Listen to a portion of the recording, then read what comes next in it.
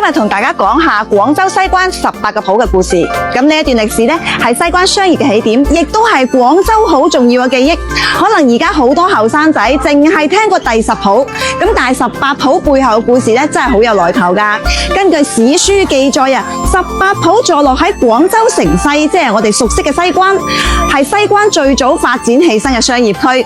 佢沿接西濠、西岸同埋大觀河嘅兩邊啊，由明朝開始慢慢形成咗18條繁華嘅街市。到咗今時今日，除咗第10鋪，其他嘅鋪呢就好少人提起啦。咁佢哋係咪仲存在呢？如果仲喺度，又究竟喺邊度呢？首先，我哋嚟了解一下18個鋪到底係點嚟嘅呢？因為廣州話入邊呢，鋪同埋埗讀音呢就好似啦，而埗頭即係碼頭嘅意思。18鋪正正就分佈喺西濠同大觀河嘅兩岸，所以呢，好有可能就係因為對應18個埗頭，由船運貿易帶起咗成個商圈。咁後嚟呢，地名由埗慢慢變成咗浦。西濠原本就係廣州西城牆嘅護城河，咁後嚟呢，城牆就拆咗啦，就築成今日嘅人民路。咁昔日西濠呢，就係而家嘅人民路嘅西側，而第1至第8鋪就沿住西濠嘅西岸，由北向南嘅順序排落去啦。咁不過歷史上呢，其實就冇第1鋪呢個叫法嘅，只有第1津。津呢，即係渡口啦。咁西濠呢，喺宋代就已經開鑿嘅千年嘅護城河啦，而第1津就喺西濠第1個渡口。咁歷史呢，比第2鋪更加之悠久㗎。咁所以廣州人有句俗語就講啦：人好你話好，唔識花共草，行到第1津完全冇晒譜啊！講嘅就係呢一度啦。第1津即係而家嘅第1津街，由人民北路同東風西路交界嘅永安藥開始，一直行到西華路為止。咁而家呢度呢，就已經冇咗西濠，亦都冇咗埗頭啦。咁冇乜商業嘅氣氛，變成咗生活氣息好濃嘅住宅區。從第1津向南走，過咗西華路就係原本嘅第2鋪。不過第2鋪就好短啦，而家已經消失咗，變成咗光復北路嘅北段，就係喺西華路口到桃園小區短短50米左右，係18鋪之中冇留低任何痕跡嘅2個鋪之一。再向南行就係第3鋪，而家同樣變成咗光復北路嘅一段啦，由桃園小區行到中山7路口。雖然呢第3鋪就冇咗，但喺東側嘅低窪處呢，仍然保留咗有一條叫做3浦橫嘅巷，算係留低咗少少嘅記憶。而喺3浦橫旁邊，仲有一條叫4浦水腳嘅細巷。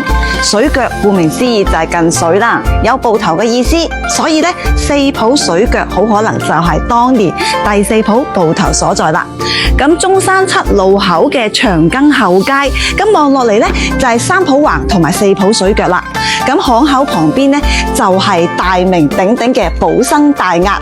咁有當鋪嘅存在，咁證明當時附近商業活動非常之繁盛。